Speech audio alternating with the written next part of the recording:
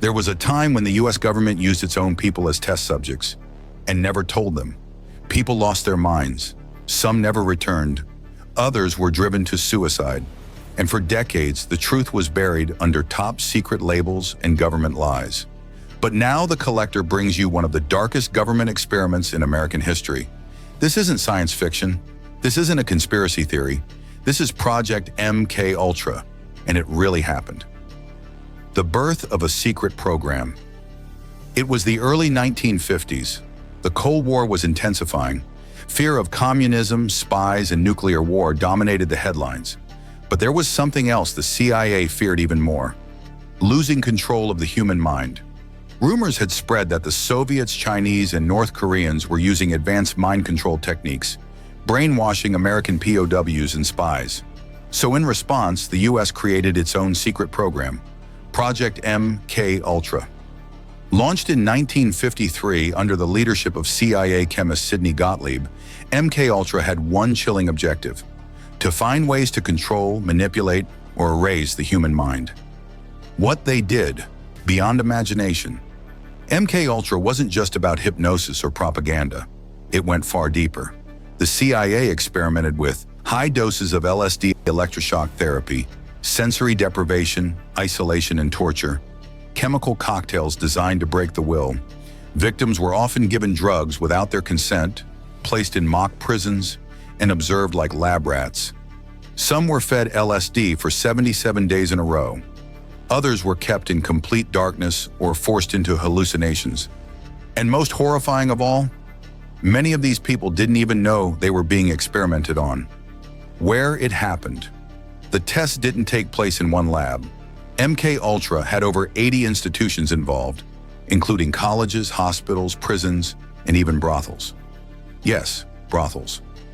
In one operation called Operation Midnight Climax, the CIA set up fake brothels in San Francisco and New York, where unsuspecting men were lured in and drugged with LSD while CIA agents watched from behind one-way mirrors. The goal? To observe how people reacted under the influence, without their knowledge. Victims who never knew. Most victims of MK Ultra were prisoners, mental health patients, drug addicts, or marginalized individuals. People the CIA thought wouldn't be missed. One case involved a man named Frank Olson, a U.S. Army scientist who worked with biological weapons.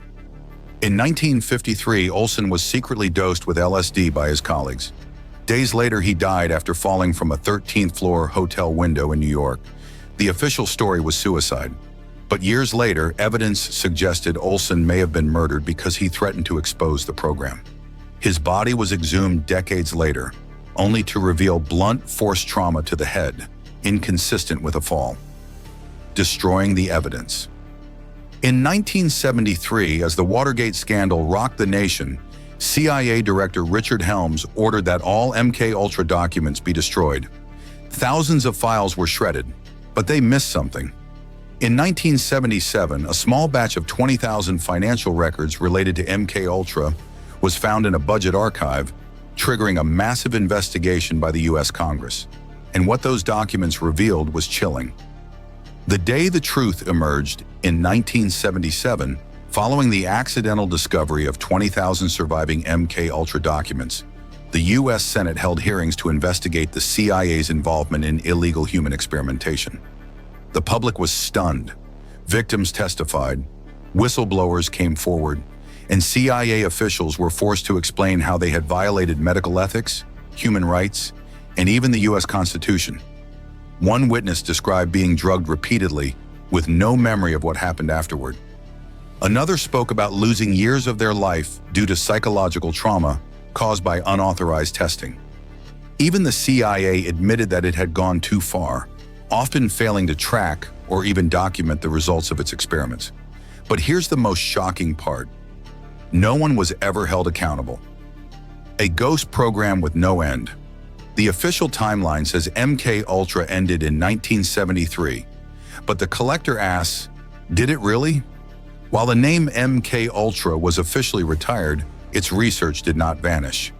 Similar projects under different names surfaced in intelligence documents over the years, such as Project Artichoke, Project MK Search, and others. Even today, redacted files and missing pages keep researchers guessing just how far the program really went. Could techniques tested in MKUltra have been passed on to future military or intelligence operations? Could mind control still be part of today's Black Ops? There are no clear answers, and that's exactly how those behind it wanted it. The lasting damage. The true number of MKUltra victims is unknown. Many likely died never knowing they were part of the experiment. Others may have lived their lives struggling with depression, hallucinations, or broken memories. Some, like Frank Olson, became martyrs, symbols of what happens when governments place power above people. His family fought for decades to clear his name and uncover the truth behind his death. In the 1990s and early 2000s, journalists, authors, and filmmakers took up the cause, and the story of MKUltra finally gained global attention. Even Netflix created a docu-series about it, but many believe we still haven't heard the full story. A mind-warping legacy, MKUltra, left behind more than trauma. It changed how people trust their governments. It sparked endless speculation in pop culture. The Manchurian Candidate, Stranger Things, The X-Files. These stories weren't just fiction. They were inspired by real events, real documents, and real victims. MKUltra reminded the world that truth can be hidden, and that power, when unchecked, can lead to nightmares that no one wakes up from. Final thoughts from the collector. So now the collector asks you, how far should a government go in the name of national security? Is it ever acceptable to treat your own people as test subjects? And if MKUltra really ended, why do so many pieces of it still remain hidden? Was it really about protecting the nation or about controlling it? You decide. To this day, many MKUltra files remain classified or destroyed. The victims never received compensation, and the world never received a full apology.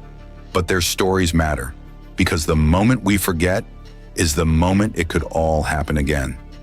If you found this story chilling, remember to like, comment, and subscribe. The Collector will be back soon with more real-life secrets that were never meant to be found. Until then, trust no one.